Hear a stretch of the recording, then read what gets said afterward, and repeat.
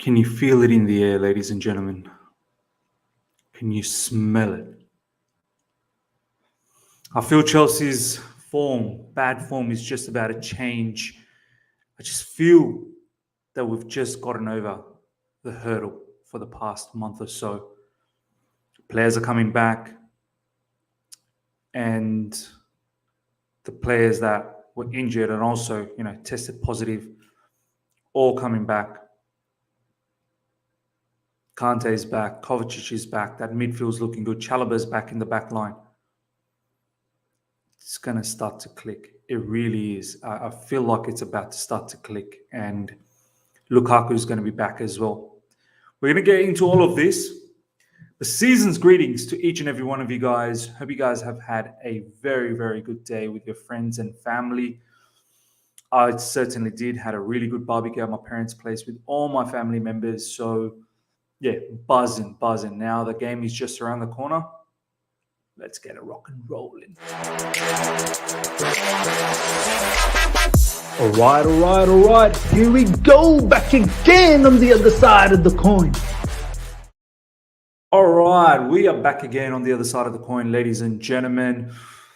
Aston Villa versus Chelsea coming up, Boxing Day match. It's always a great occasion, Boxing Day matches all over.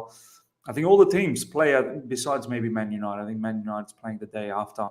But this is a big match. Ladies and gentlemen. Aston Villa are no mugs under Steven Gerrard. They're very, very good, looking very good. And there is a breaking news, which I'll get to very soon, and it could be a bit of a, turning point, I suppose.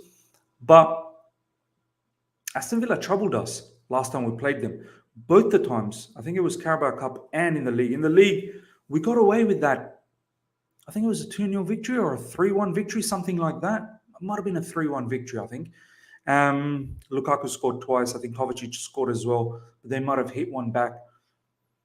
They pressed really well. And what they did in that particular match was they bypassed our midfield. They just went long, and then they played on the second ball as much as they could. They didn't want to go toe-to-toe with our midfielders because obviously, our midfielders like to control the midfield with possession. And they didn't want to get engaged in that particular battle. And they pressed really well. McGinn did really well. I remember Ollie Watkins up front was fantastic. And even in the Carabao Cup, ladies and gentlemen, that was not an easy match. Once again, we got away with it. I think Aston Villa probably played really well. We ended up winning that in the penalties thanks to Kepa. So this particular match, last season, I remember the last match of the season, they beat us. And if it wasn't for Spurs, we wouldn't be in top 4. So we got to take them seriously. However, ladies and gentlemen, this is the breaking news. Aston Villa can confirm head coach Steven Gerrard will be unable to attend our next 2 Premier League matches with Chelsea and Leeds, as he will be isolating after testing positive for the particular disease. So this for me is a huge news, ladies and gentlemen. The fact that Steven Gerrard will not be in the sidelines could be a bit of a telling story. He is their gaffer. He is their main man. He's the one who's galvanized everyone in recent times. Since he's come on, I think it's been something around. Let's have a quick look at the Premier League table. Aston Villa are 10th, and the only 2 losses in their last 5, there have been 3 wins, is Liverpool and Man City.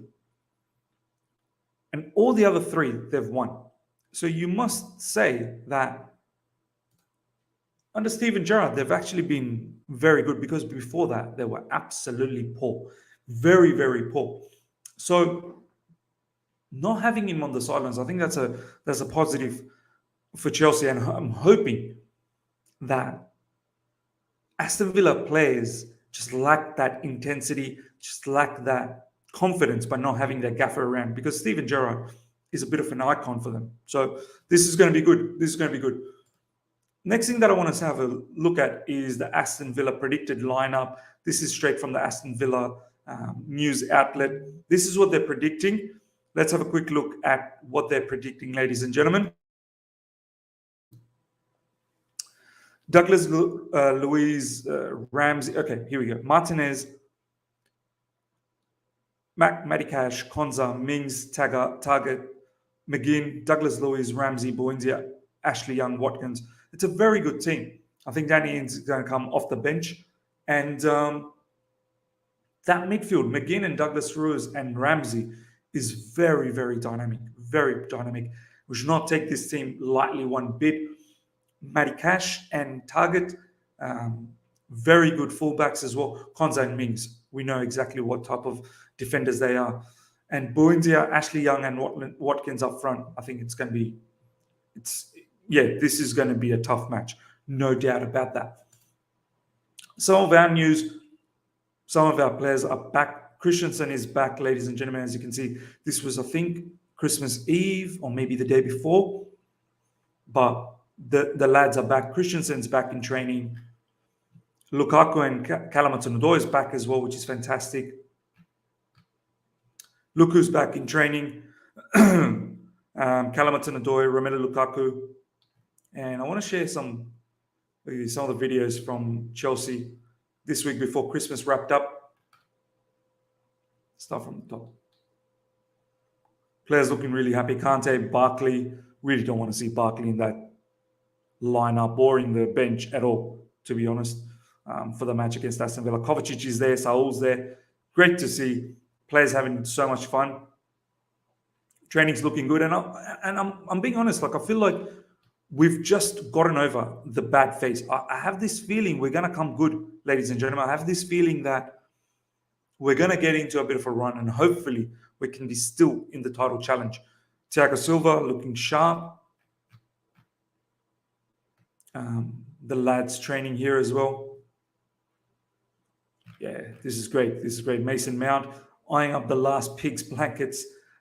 Pigs in blankets, like, yeah, it's a nice picture. But yeah, this is what the Premier League table looks like, ladies and gentlemen. Man City up top, 44 points. Liverpool, 41 points. Chelsea, 38 points. We can't afford to drop any more points, ladies and gentlemen. This is it. Any points drop from here on in, I think that's it. Because City and Liverpool are probably going to go on and keep winning. And we need to start matching it. And then we've got them coming up in January next year. And we need to make sure that we're there in the mix, you know, to get them back. So 6 points is probably the maximum that we can handle. Anything more than that, I don't think we can handle, to be honest. So, yeah, Aston Villa 10th, doing really well under Steven Gerrard. Let's get into the lineup, ladies and gentlemen. Smash the like button if you're here for the first time. Subscribe. Hit the bell notification to stay in touch with all my content before we get into the lineup. Okay. This is what the lineup's going to look like in my prediction. It's going to be quite interesting. Let me know what your thoughts are as well. Let me just sort this out a little bit.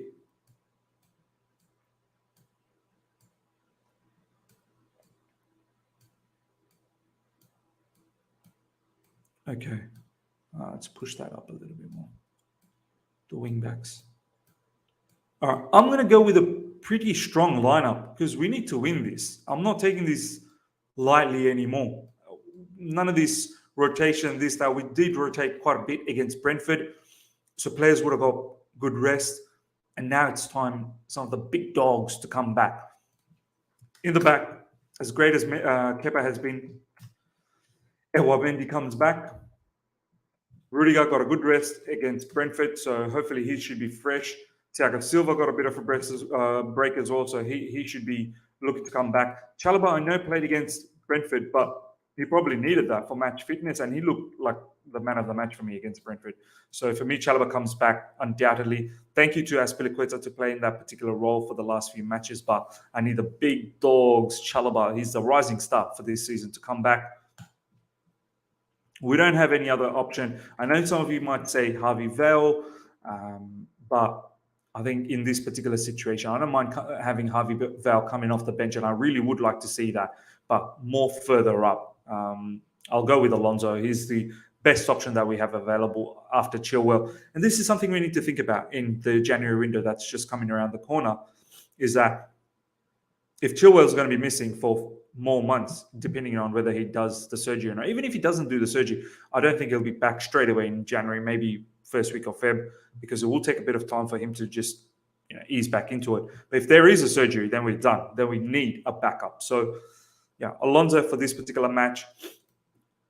Jorginho, he only played half the match against Brentford, and he should be looking to come back and start.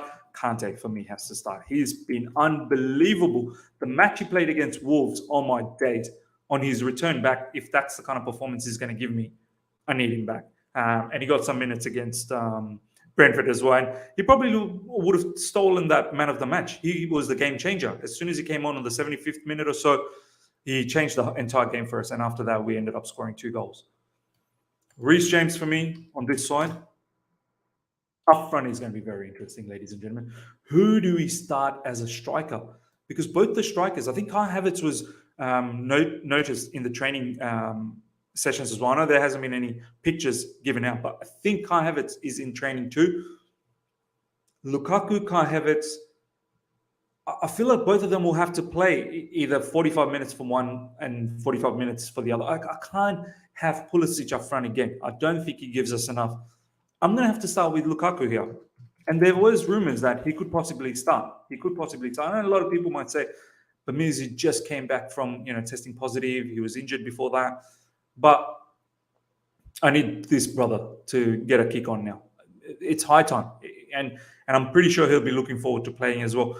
Look, he can play 45 minutes. Kai Havertz can play 45 minutes and we move. Playing Pulisic again up front, it's going to be detrimental. I don't think he's given us that purchase that he, that we probably desire. I would like to see Ziyech on this side as opposed to on the right side, and Mason Mount on this side.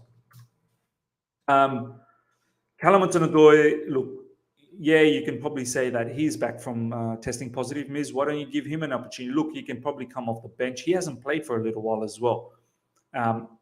Up front is a situation where we don't have an option. At least with these positions inside forwards, there is some sort of an option available. But Callum can come off the bench. I don't know what the situation with Timo Werner is, whether he's back or not. There's no pictures of him in training, so I'm not sure. Pulisic can come off the bench as well because I think his impact off the bench is a lot better. This is the front line that I'd go with. Of course, someone that we can consider, whether it be in Kante's position or Jorginho's position, is Kovacic as well. Once again, either could start or come off the bench. Kovacic was quite instrumental the last time we played Aston Villa. So I wouldn't be surprised either way if it's Kovacic or Kante or, Jorginho or Kante or Kovacic coming off the bench. So we'll see what happens. There's a lot of options off the bench, which is fantastic. I know 3 subs that we can make, but there's quite a lot of different variations, different options off the bench that we can sort of try for the 3, as opposed to previously when there were so many players injured. It was very, very difficult. So, ladies and gentlemen, this is the predicted lineup for me. This is the lineup I'm going with. Let me know your thoughts, how you feel. What would you do? Would you keep the same lineup? Would you change anything? Let me know how you feel about it. My score prediction is, I'm feeling it, ladies and gentlemen. I have to be honest. I'm feeling something in the air. I'm feeling a particular sense that Chelsea's just gotten over all the worst period. We could go on a bit of a run now.